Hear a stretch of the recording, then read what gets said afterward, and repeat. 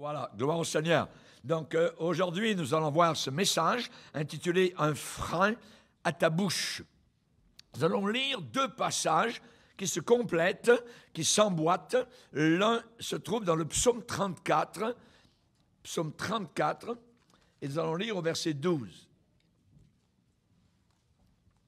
Psaume 34, verset 12. Ici, le psalmiste déclare, c'est David qui a écrit ce psaume, et il déclare « Venez mes fils, écoutez-moi, je vous enseignerai. » Qu'est-ce qu'il va nous enseigner? La crainte de l'Éternel, la crainte de Dieu. Et ensuite, il pose une question. Quel est l'homme qui aime la vie, qui désire la prolonger pour jouir du bonheur? Alors la réponse, la voilà. Préserve ta langue du mal et tes lèvres des paroles trompeuses, mensongères. Éloigne-toi du mal et fais le bien. Recherche et poursuis la paix. Les yeux de l'Éternel sont sur les justes. Ses oreilles sont attentives à leurs cris. L'Éternel tourne sa face contre les méchants pour retrancher de la terre leurs souvenirs. Donc on a une question et on a une réponse. Quel est l'homme qui aime la vie et qui désire la prolonger pour jouir du bonheur? Alors ici la réponse, préserve ta langue du mal.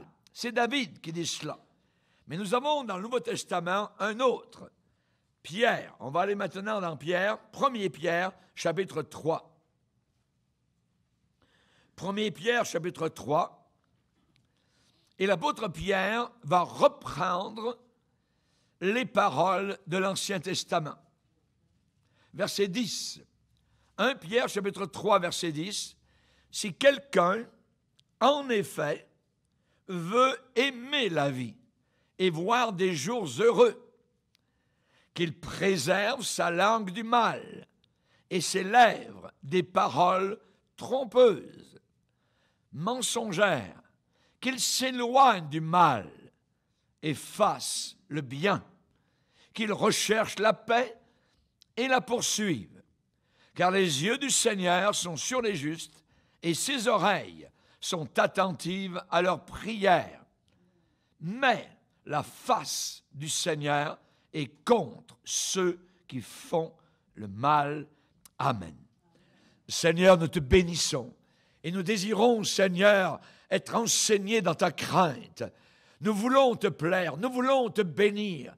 Seigneur, nous avons besoin régulièrement d'entendre ta parole, raison pour laquelle cette Église est ouverte, afin que nous puissions entendre le conseil de Dieu. Un jour dans tes parvis vaut mieux que 1000 ailleurs.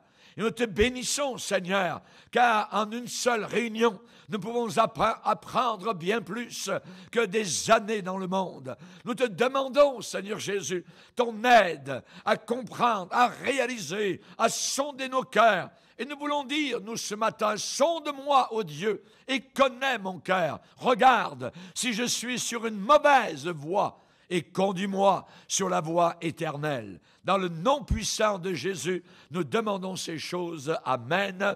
Et tout le peuple dit Amen. Gloire à Dieu. On peut s'asseoir, frères et sœurs. Alléluia. Ce matin, on parle de frein. Une voiture qui n'a pas de frein est un danger public. Parce qu'elle peut vous rentrer dedans et elle peut vous tuer. Et une langue qui n'a pas de frein est un danger public. Et elle peut aussi vous tuer. Un frein à ta bouche. Comment se protéger de cela? Nous allons sonder nos cœurs, parce que tous ce matin, nous sommes devant le Seigneur et nous avons tous, tôt ou tard, une faille dans ce domaine-là. Comment se protéger du bavardage? Du bavardage. L'apôtre Paul a dit, j'ai cru. C'est pour cela, c'est la raison pour laquelle j'ai parlé. J'ai cru, la foi est venu dans mon cœur et à partir de là, j'ai parlé. Il a parlé de quoi? Il a parlé pour bénir. Il a parlé pour prêcher. Il a parlé pour apporter la vie. Il a parlé pour dévoiler Satan. J'ai cru, c'est pour ça que j'ai parlé. Ouais, j'ai parlé. Et même le Seigneur va dire un jour à Paul, parle, car j'ai un peuple nombreux dans cette ville. Il y a un moment pour parler et il y a un moment pour se taire. On a souvent entendu cela. Dans le livre des Proverbes, il est dit, ouvre ta bouche pour les délaissés. Pour ceux qui sont délaissés, ouvre ta bouche. Voyez? Nous ne devons pas être comme certains qui sont décrits dans la Bible par le prophète Ésaïe comme étant des chiens muets. C'est-à-dire qui ne parlent pas, qui n'ont rien à dire, qui n'avertissent pas, qui ne disent pas où est le danger. Aujourd'hui, nous allons parler particulièrement de différentes choses et généralement dans l'Église, nous avons régulièrement besoin d'un tune-up dans ce domaine-là de la bouche et de la langue. Le bavardage, le babillage, le jacassage, le papotage, la parlotte, voyez. Tout cela, évidemment, peut être divertissant et stimulant. Mais attention, cela aussi peut être vengeur et destructeur. Et ce bavardage, ce babillage peut dégénérer en propos, en paroles nuisibles, en cancan, en commérage, en potin, en raconteur. Comment éviter le dérapage vis-à-vis de ce domaine-là? Le pouvoir du commérage, le pouvoir du bavardage. Un jour, il y a eu une femme qui s'est suicidée en Angleterre. Et cela a fait un très grand bruit dans la petite ville. Et la conclusion du jury, parce qu'il y a eu un procès, la conclusion du jury a été très étonnante. Je cite, « Elle a été tuée par les ragots et les commérages. » Cette femme s'était suicidée à cause des commérages. Le bavardage malveillant avait sali totalement le nom, la réputation de cette jeune femme et elle s'est donné la mort de façon dramatique. Ça peut aller très loin. La Bible nous dit, elle dit que la mort et la vie sont au pouvoir de la langue. Vous avez à l'intérieur de votre bouche une épée qui peut tuer. Le bavardage et le babillage ont un pouvoir redoutable.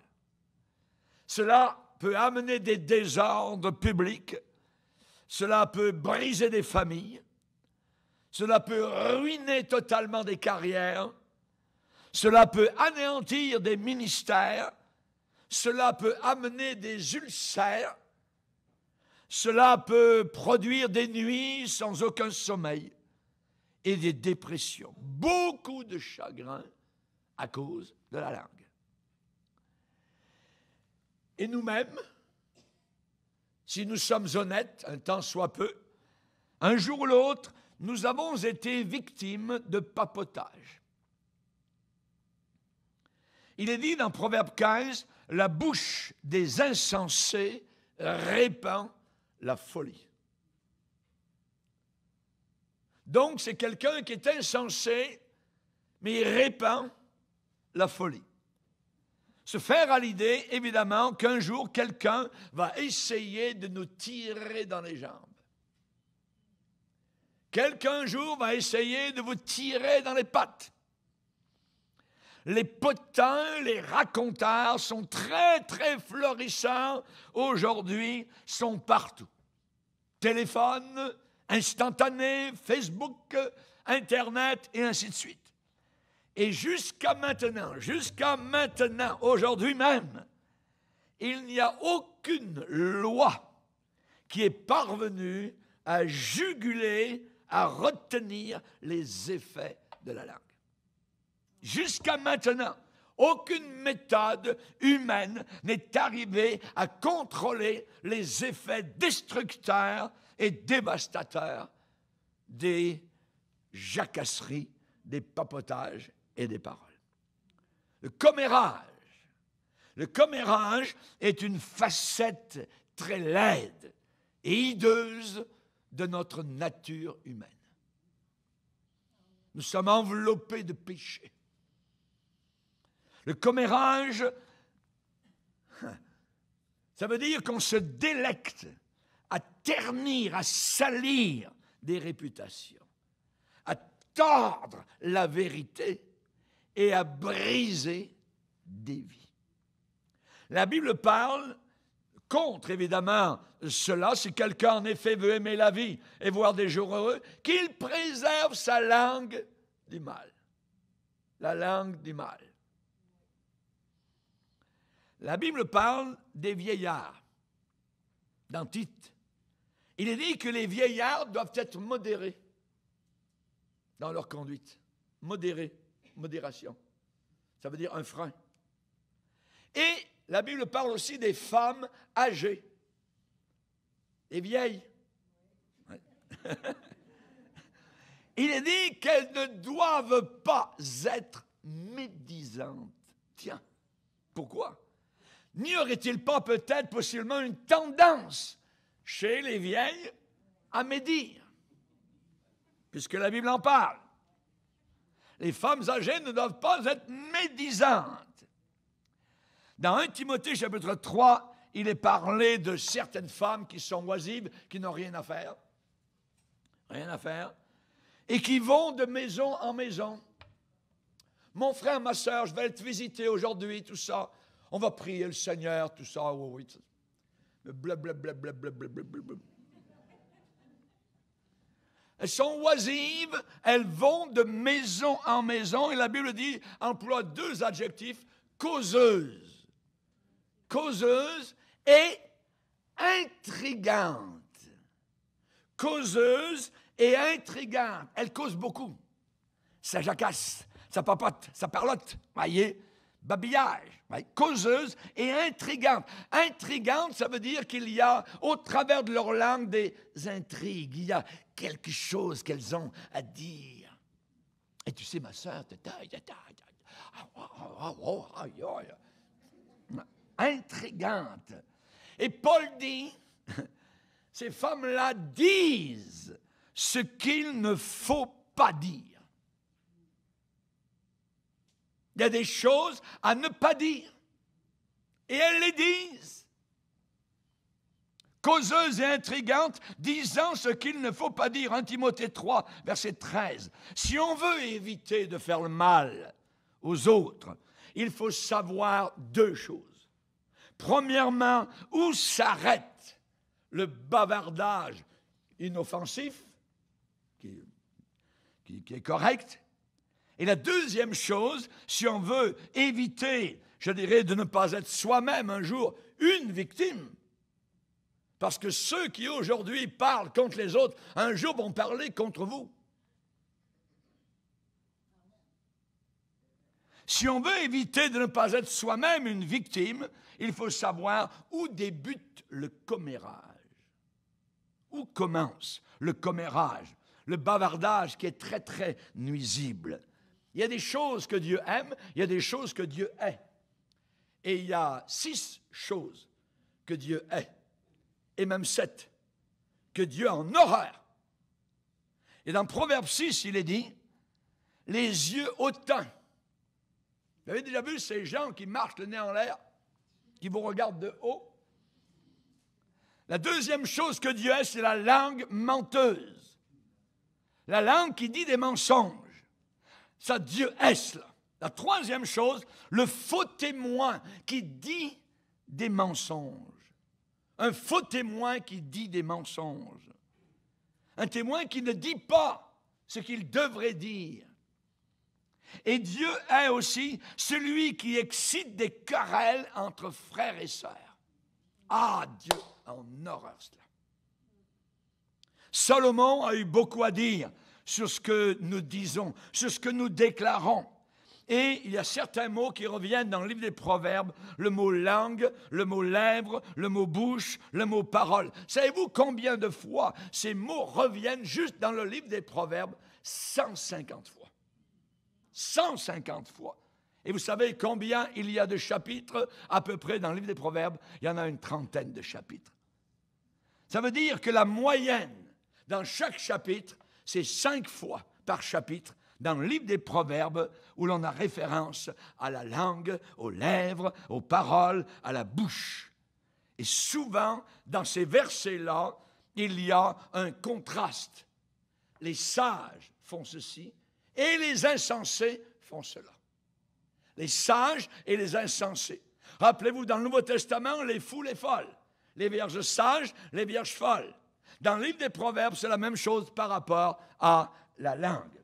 Maintenant, on va se poser une question. Pourquoi? Mais pourquoi donc le babillage, voyez, le bavardage est tellement attirant et irrésistible quasiment? Pourquoi des conversations anodines, normales, voyez, dégénèrent souvent en propos blessants ou même provocateurs? Parfois, c'est de la calomnie pure et simple.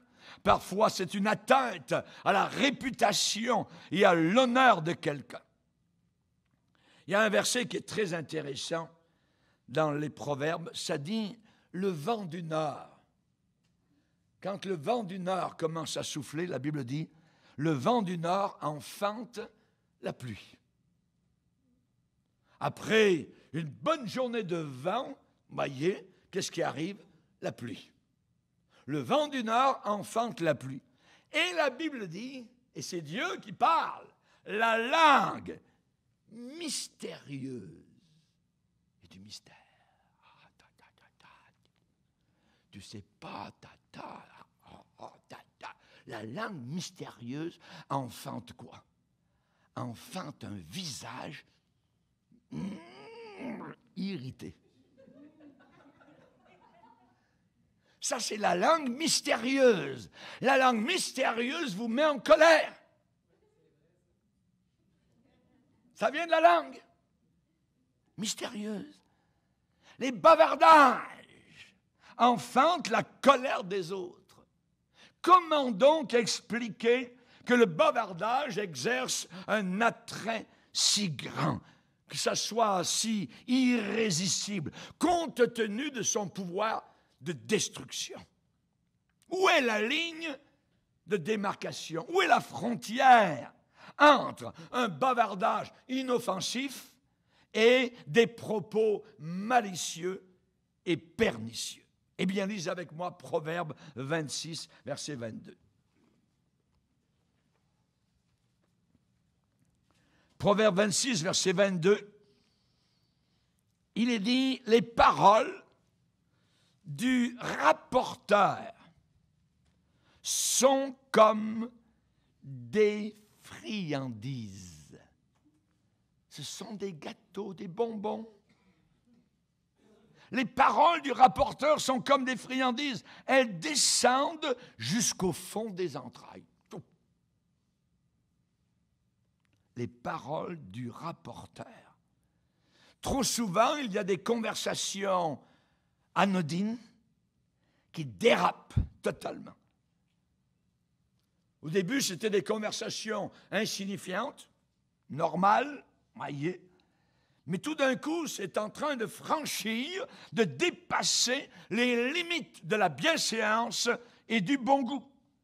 Les faits qui sont rapportés sont soit embellis ou grossis ou alors déformés totalement.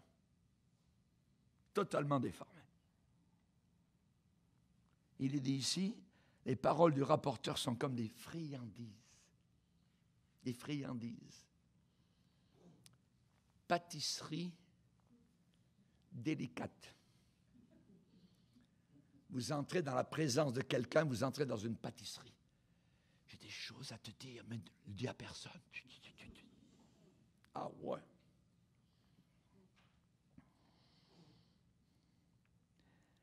Dans Proverbe 26, verset 23, il est dit, comme des scories d'argent, c'est beau, des scories d'argent, appliquées sur un vase de terre. Oh non, non, non. Sur un vase de terre, de l'argent, des diamants sur un vase de terre, ça n'a pas de sens. Mais comme des scories d'argent appliquées sur un vase de terre, ainsi sont des lèvres brûlantes et un cœur mauvais. Des lèvres brûlantes. Des lèvres qui brûlent de l'enfer. Jacques va dire, la langue est enflammée du feu de la géhenne. C'est un feu. Il faut faire attention. Ou bien ta langue est trempée dans le sang de Jésus-Christ, ou bien ta langue est enflammée par le feu de l'enfer. Des lèvres brûlantes et un cœur mauvais. La personne humiliée va rire jaune. Les choses privées et personnelles sont dévoilées au grand public. Des confidences sont trahies. Des réputations sont salies et détruites. S'entraînent des murmures, de la critique, qui vont ternir, qui vont salir des belles actions qui auraient dû être louées. Et parfois, il y a des gens qui vont revenir en disant, mettant la main sur l'épaule, « Ouais, j'ai dit ça, mais c'était juste pour rire. » Juste pour rire? Lisez avec moi, juste pour rire. Proverbe 26. Proverbe 26, verset 18. Proverbe 26, verset 18, comme un furieux qui lance des flammes, comme quelqu'un qui est un lance-flamme, comme un furieux qui lance des flammes, des flèches, et qui lance la mort.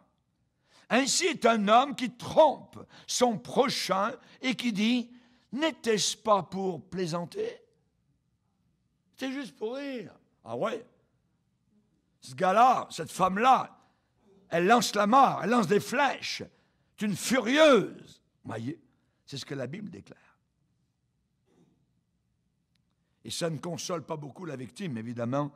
Si on lui dit, on n'avait pas vraiment l'intention de te nuire, tout ça, c'était juste pour voulez s'amuser. Ah ouais. Le bavardage pernicieux, c'est de la boue qui est jetée sur un mur très propre. C'est de la boue qui est jetée sur un mur sans tache. Et même si la boue ne reste pas collée sur le mur, elle laisse toujours des traces et des taches. J'ai regardé dans le dictionnaire au mot papotage. Papotage, conversation vaine et frivole. Conversation vaine et frivole.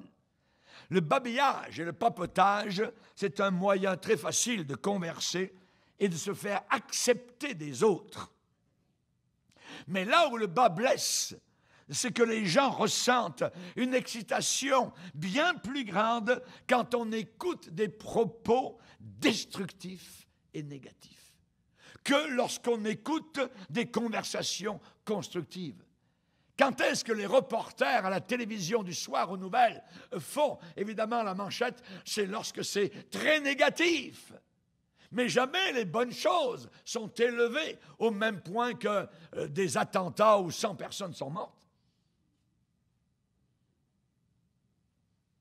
Certaines personnes semblent même prendre un plaisir, un malin plaisir, à ce qu'on les choque, à ce qu'on les ébranle par certaines révélations sensationnelles et croustillantes. Un jour, il y avait dans une église une dame qui faisait partie de ça. Et elle babillait. Et elle racontait toutes sortes de choses. Elle détruisait la réputation du pasteur, la réputation de telle personne dans l'église. C'était terrible. Un jour, le pasteur l'a convoquée. Il dit, ma sœur, il faudrait qu'on se rencontre, il faudrait qu'on se parle ensemble. Oui, pasteur, pas de problème. OK. Et le pasteur a dit, j'aimerais que vous ameniez votre oreiller. Pas de problème, pasteur. Amenez mon oreiller. Elle a amené son oreiller, et c'était un jour de grand vent. Et le pasteur l'a emmené en haut d'une tour très élevée.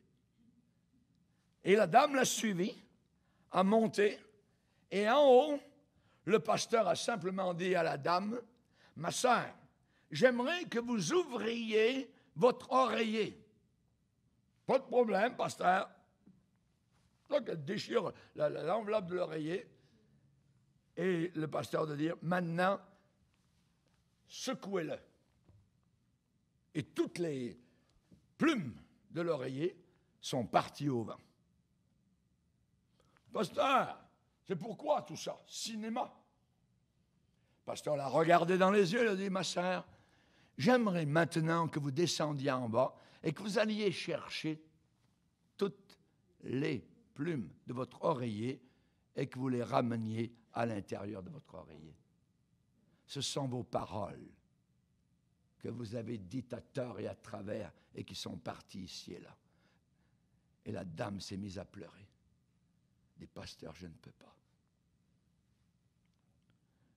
Chers amis, j'aimerais vous dire que les paroles parties, c'est très dur de les ramener. À moins qu'il y ait repentance et que la personne, évidemment, demande pardon. Le bavardage, la jacasserie est un excellent moyen d'attirer l'attention sur soi-même.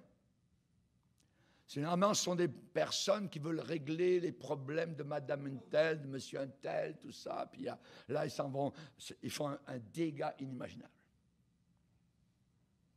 Ce sont des pies. Et plus c'est scandaleux, plus leurs paroles, je dirais, sont, indécentes, mieux c'est. Et généralement, ce genre de personnes ne s'inquiètent absolument pas, ne se soucient pas du tout de fournir des preuves à leurs allégations, à ce qu'elles disent, à ce que ces personnes disent. Aucune preuve. Et dans la Bible, qui est la parole de Dieu, surtout vis-à-vis de ceux qui prêchent la parole de Dieu, avec conscience, honnêteté et intégrité, l'apôtre Paul a écrit à Timothée en disant « Je ne veux pas que tu reçoives des accusations contre un pasteur, si ce n'est sur la déposition de 2 ou de 3 témoins. » Qu'il y ait, si le pasteur est en tort, qu'il y ait 2 à 3 personnes qui viennent accuser véritablement le pasteur. Si c'est un voleur, si c'est un adultère, s'il prêche des fausses doctrines, s'il vraiment, pas de problème. Que 3 personnes se présentent dans mon bureau, et là, vous pouvez m'accuser. Pas de problème. Mais, Paul a dit à Timothée, ne reçoit aucune accusation contre un pasteur, si ce n'est sur la déposition de 2 ou de 3 témoins. Dans Proverbe 26, il est dit, une malédiction sans cause n'a aucun effet. N'a aucun effet. Des rumeurs sans aucun fondement. Des rumeurs qui n'ont aucun fondement avec, mélangées, je dirais dans la sauce, avec des informations qui sont fausses. Voilà de quoi nourrir la calomnie. Ça crée beaucoup de mal, beaucoup d'ennuis aux individus. Et le problème à la racine, ce n'est pas la bouche. Non, non, non, non. C'est ce qui est plus bas que la bouche, le cœur. C'est le cœur. La personne au très profond d'elle-même. Exactement comme un seau d'eau, voyez, qui tire l'eau d'un puits. Ainsi est la langue. La langue va plonger au très fond de nous-mêmes et faire monter à la surface tout ce qui est au fond. Et Jésus lui-même en a parlé d'une manière très, très claire. On va le lire dans Matthieu 15.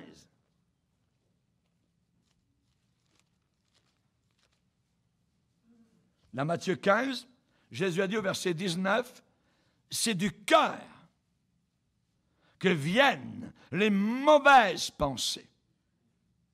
C'est du cœur, c'est le cœur. C'est du cœur que viennent les meurtres, les adultères. Avant de commettre adultère, la personne y a pensé avant, dans son cœur. Les impudicités sexuelles, les vols, les faux témoignages, les calomnies. Voilà les choses qui salissent l'homme. Mais manger sans s'être lavé les mains, cela ne salit pas l'homme, a dit Jésus. Amen. Et parfois, il y a des histoires que j'appellerais abracadabrantes, qui ont le don de fasciner. Et il y a une tendance à les propager sans trop regarder si c'est vrai ou pas, ni à regarder les conséquences. À la source, il y a l'origine de la calomnie. Généralement, il y a l'envie, la jalousie, la haine. Pourquoi les pharisiens étaient-ils jaloux de Jésus et parlaient-ils tellement contre lui? Et voulaient-ils le tuer? Ils le jalousaient. Pourquoi les frères de Joseph avaient-ils de la jalousie et l'ont-ils mis dans un puits et l'ont-ils vendu en Égypte? Ils le jalousaient. Ils le jalousaient. Il avait l'onction de Dieu sur sa vie. Il avait l'Esprit de Dieu sur sa vie. Il avait été revêtu d'une robe multicolore donnée par son Père. Et évidemment, il était jalousé.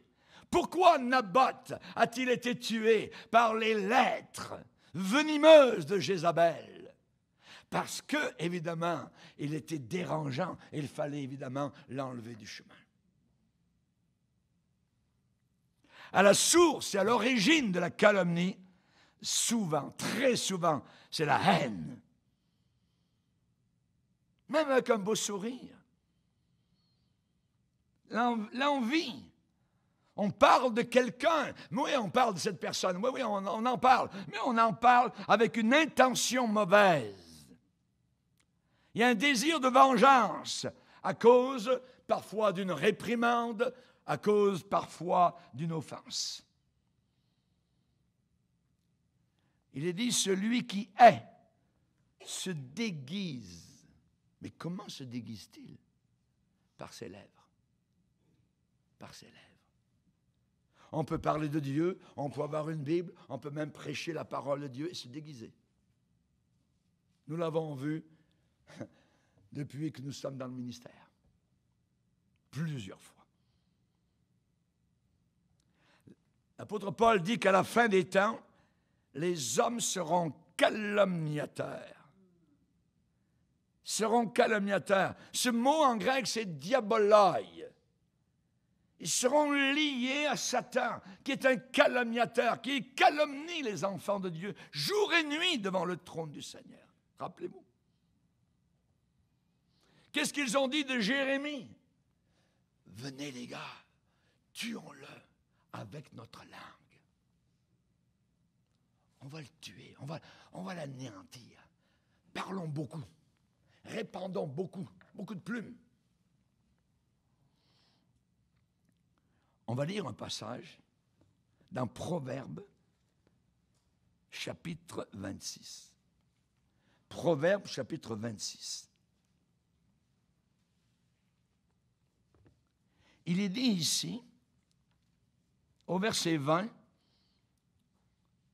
Proverbe 26, verset 20, « Faute de bois, le feu s'éteint. » Quand il n'y a plus de bois, quand on n'alimente plus la calomnie, le commérage, le feu s'éteint.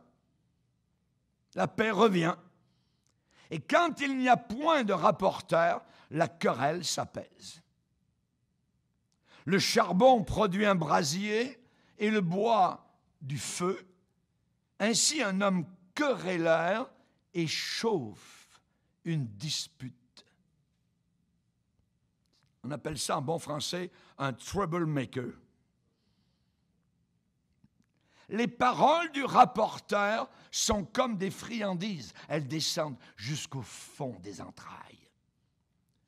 Verset 23, comme des scories d'argent appliquées sur un vase de terre, ainsi sont des lèvres brûlantes et un cœur mauvais.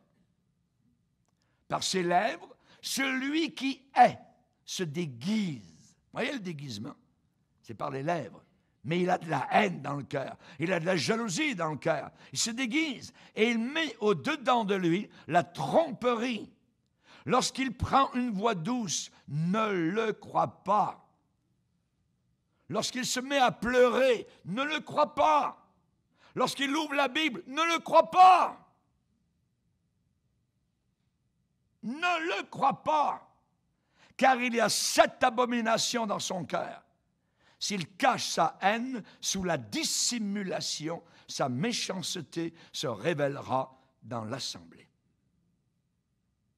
Celui qui creuse une fosse, il tombe, et la pierre revient sur celui qui la roule. La langue fausse est ce qu'elle écrase, et la bouche flatteuse prépare la ruine. Attention à la langue. La vie et la mort sont au pouvoir de la langue. J'aimerais vous dire que quand je suis entré dans le ministère, il y a environ 50 ans passés, je m'attendais à ce que mon ministère, comme ouvrier du Seigneur, soit de défendre l'Évangile des attaques. Et c'est vrai. Mais ce que je ne m'attendais pas, c'est que les attaques ne viendraient pas tellement de l'extérieur, mais elles viendraient de l'intérieur de l'Église. Oh, ça je l'ai appris. De l'intérieur de l'Église. Des choses secondaires que l'on met en premier plan. La longueur des cheveux, mesdames, les histoires des voiles, voile ou pas voile, les viandes à manger,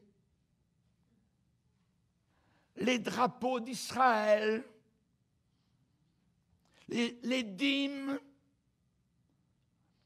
les cendres aux enterrements ou les corps enterrés, le sabbat, le samedi ou le dimanche, les pantalons pour les femmes ou les robes. Toutes ces histoires, chers amis, j'en ai entendu et entendu over. Ces assauts ne viennent pas des païens. Ils viennent de l'intérieur. Et ça, c'est des formes, je dirais, précises que je viens de vous citer, mais il y a des formes générales d'attaque. Par exemple, le mouvement charismatique a été une attaque terrible sur l'Église, de façon générale, depuis les années 80. Le mouvement de l'estime de soi, l'enseignement de la psychologie à l'intérieur de l'Église, la musique rock qui a fait son chemin jusqu'ici en avant, avec les fumées, avec les danses, avec les femmes à moitié dénudées, à l'intérieur de l'Église chrétienne. L'Église émergente a été une attaque. Le mouvement écuménique avec l'Église catholique. L'Église du plaisir amical. L'Église des divertissements. Tout cela ont été des attaques inimaginables. Toutes les aberrations doctrinales, ces tendances dangereuses sont un défi à l'Évangile véritable. C'est une perversion dans la signification réelle de suivre totalement Jésus-Christ. Pour bien voir le résultat de ces attaques incessantes au travers des années, observez uniquement comment l'Église a changé sa pensée sur l'homosexualité. Juste ça. Comment l'Église a changé sa pensée sur le mariage de 2 hommes ou 2 femmes. Et cela, évidemment, est le fruit de plusieurs dizaines d'années d'une prédication totalement superficielle. C'est le fruit d'accommodement avec la culture de ce monde. C'est le fruit de lâcheté, de trahison par rapport à la parole de Dieu. Jésus n'avait-il pas dit qu'à la fin, les gens seraient traîtres, se trahiraient les uns les autres? Ce qu'on sème, on le récolte. La Bible dit qu'ils se détourneront l'oreille de la vérité. Et petit à petit, leur langue a fait leur chemin. Et aujourd'hui, nous voyons un manque fondamental de consécration par rapport à ce livre, à la parole de Dieu. Grain par grain, petit à petit, le compromis par rapport à la vérité des Écritures, morceau par morceau, un peu ici qu'on enlève, un peu là, et soudain le barrage a cédé. Brin par brin, la corde a lâché. La confiance des gens a été minée, sapée, attaquée, ébranlée, au point où les gens sont devenus totalement incapables d'identifier le péché comme étant péché, comme étant transgression.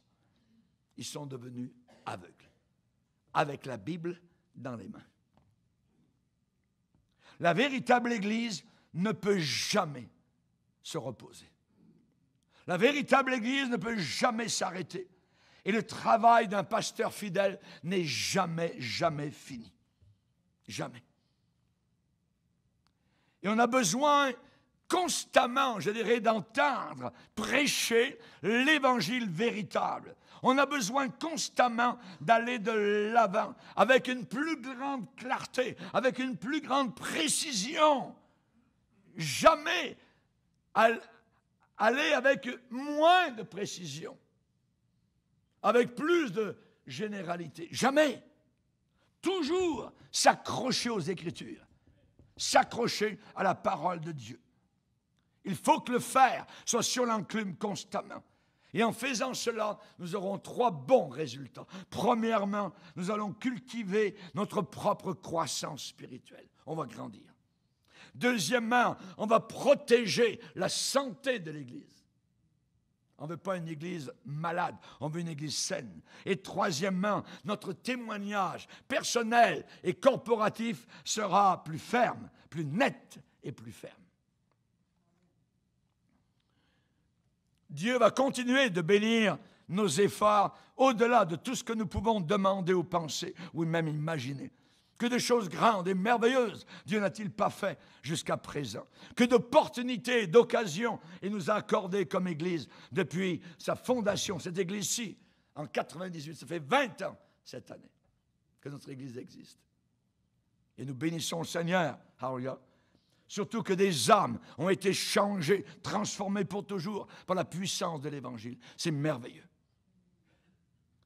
En cette saison, cette année, non seulement nous fêtons 20 ans de notre assemblée, mais nous fêtons, moi et mon épouse, 50 ans de vie chrétienne. Un demi-siècle de marche avec Dieu. C'est merveilleux. 50 ans de service pour le Seigneur. Et même après 5 décades, je peux vous dire que servir Dieu devient de plus en plus doux, sweeter and sweeter. C'est merveilleux de le servir. En 50 ans, j'ai ri, j'ai pleuré, j'ai célébré, j'ai porté le deuil, j'ai dit au revoir à des collègues, à des pasteurs, j'ai marié, j'ai enterré, j'ai prié, j'ai demandé, j'ai vécu des miracles, j'ai présenté des bébés au Seigneur. Pourquoi? Parce que la puissance de Dieu est illimitée. Et son amour est durable. Il est inchangeable envers son peuple. Quand j'ai quitté la marine française en 1968 et que je suis venu à l'école biblique pour 3 ans d'études et de formation, j'avais 22 ans. J'ai reçu mes dernières payes de ce monde et je n'ai plus regardé en arrière. Plus aucun argent, plus aucune ressource ne viendrait de ce côté-ci de la planète. Jésus m'avait dit, viens et suis-moi. Et je l'ai suivi. C'était tout, rien de plus. Soit que j'allais passer au travers, ou bien soit que j'allais être brisé, écrasé, démoli, défait.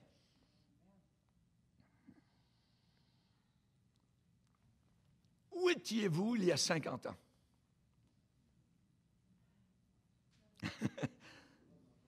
Peut-être vous n'étiez pas encore né. Il y a un passage dans la parole de Dieu, dans Romains chapitre 16,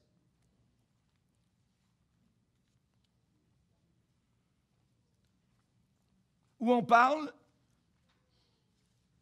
de deux personnes, Andronicus et Junias.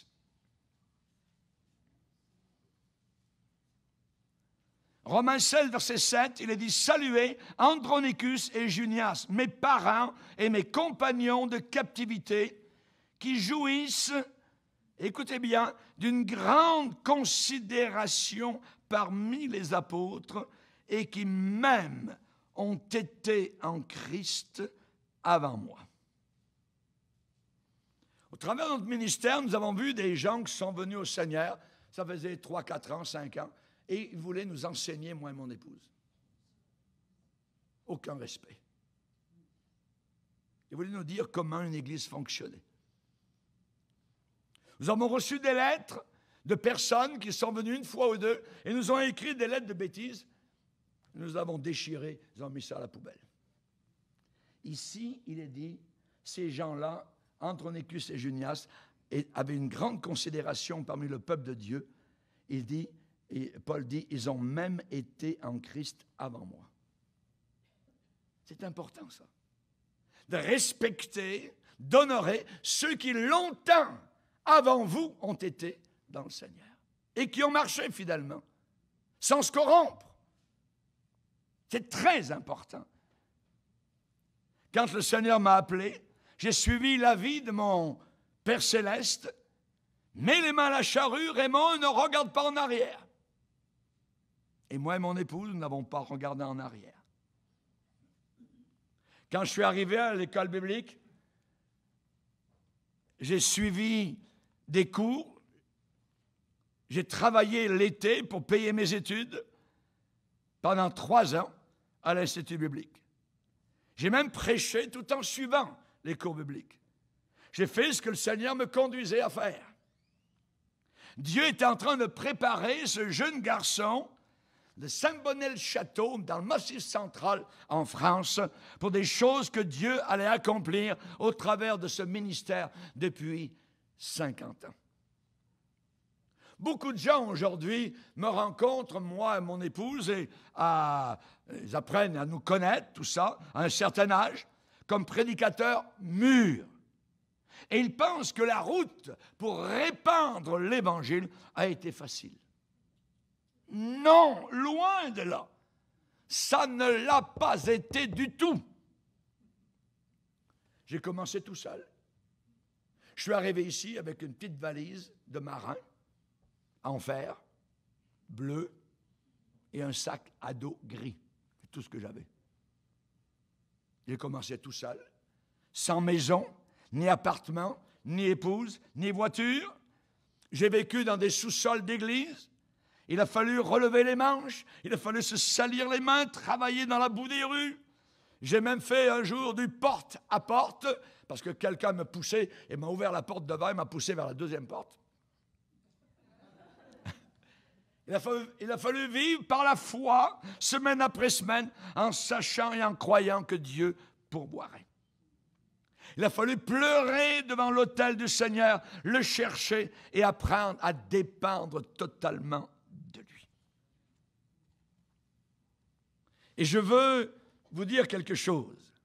Si vous pensez qu'un certain domaine de votre vie semble, je dirais, sombre, si vous pensez que vos rêves semblent totalement impossibles, alors pensez-y une deuxième fois. Parce que vous servez et nous servons un Dieu sans aucune limite. Omnipotent, omniscient, omniprésent. Et une chose que je sais très bien, c'est qu'au travers de 50 ans de service avec le Seigneur, Dieu est fidèle, Dieu est un Père plein d'amour et il n'abandonne jamais son enfant. Alléluia. Alléluia. Quand vous vous sentez totalement seul et abandonné des autres, Tout ce que vous avez à faire, étendez vos mains vers lui pour l'atteindre et le toucher. Qu'est-ce que la foi? La foi, c'est arriver à l'atteindre, à le toucher, même dans les ténèbres les plus obscures et les plus épaisses. En sachant que la main du Tout-Puissant va vous revenir et vous bénir. C'est lui. Ce n'est pas les hommes, c'est lui. L'Église de Dieu est centrée pas sur les hommes, mais sur lui. C'est lui votre plus grand espoir au milieu de l'obscurité la plus sombre. Il peut faire un chemin et il va en faire un là où il semble qu'il n'y a aucun homme qui peut vous aider. C'est lui qui fera un chemin. Même quand la tempête fait rage, même quand la personne qui vous est la plus chère sur terre vient de vous trahir, vos chants, vos cantiques, au milieu de vos pleurs, vous élèveront jusqu'au trône d'un Père qui est plein de compassion et qui vous aime en quelques secondes. Il est en train de vous écouter. Et il vous écoute toujours. Notre Créateur trouve ses délices dans votre bien-être. Il vous aime bien plus profondément que vous ne pouvez l'imaginer. Je peux vous dire que 50 ans plus tard, Dieu est encore en affaire pour diriger. Il est toujours là. J'ai parlé avec lui il y a 50 ans sur mon bateau et j'ai parlé ce matin encore avec lui pendant 2h30. Il est le même. Il est merveilleux. Il est fidèle. Je ne pourrai jamais l'abandonner. Je ne pourrai jamais. J'ai été baptisé en lui. Pas uniquement le baptême dans l'eau, mais baptisé dans sa présence, plongé comme un verre. Vous le plongez dans l'eau. Le verre est dans l'eau, mais l'eau est dans le verre. On parle d'un baptême. Vous êtes en Christ. Et il est là, le Seigneur. Il fait partie de ma vie. Jamais je peux m'en aller. Jamais je peux dire je ne peux plus le voir. Il est là, je suis en lui. Il est en moi. Alléluia. Et vous écoute. Quand vous placez toute votre confiance en lui, il vous conduit dans le sentier de la justice à cause de votre bonté. Non, à cause de son nom. À cause de son nom. Il va vous conduire. Amen. Alléluia. Et vous allez accomplir son dessein. Vous allez accomplir son but comme David l'a fait. Vous ne pourrez pas mourir avant d'avoir achevé le dessein que Dieu a pour vous. Quelles que soient les langues mauvaises qui sont contre vous, quel que soit tout ce qui a été dit, ce qui vous a sali, ne regardez pas cela. Regardez à celui qui va vous justifier. J'ai travaillé dans plusieurs églises avec mon épouse, avec différents groupes de gens. Nous avons travaillé sur différents champs missionnaires dans plusieurs pays, sur différents continents. Nous avons enseigné des cours bibliques, nous avons formé des ouvriers, de jeunes pasteurs dans plusieurs écoles bibliques. Et je suis reconnaissant, amen, parce que Dieu a pourvu à toute ressource qui était nécessaire et qui sera nécessaire. Et nous voulons continuer à proclamer l'Évangile jusqu'au tour de la terre. Alléluia. La Bible dit, leur voix est allée jusqu'au tour de la terre. Célébrer 50 ans de ministère. Gloire à Dieu. Continuons à être sel de la terre, à être lumière. Continuons à être fidèles à nos familles, à notre assemblée, à prier pour notre pays, à prier pour ses leaders. Vous dites, pasteur, comment peut-on prier pour des gens qui sont immoraux, qui passent des lois? Du temps de Néron, du temps de César, qu'est-ce que Paul a écrit? Priez pour vos leaders, afin que nous menions une vie paisible. Tout ce que nous voulons, c'est une vie paisible et annoncer l'évangile de Dieu. Laissez-les faire leur loi, ainsi de suite. Nous voulons prier pour eux. La Bible nous le demande. On va le relire. 1 Timothée, 1er chapitre.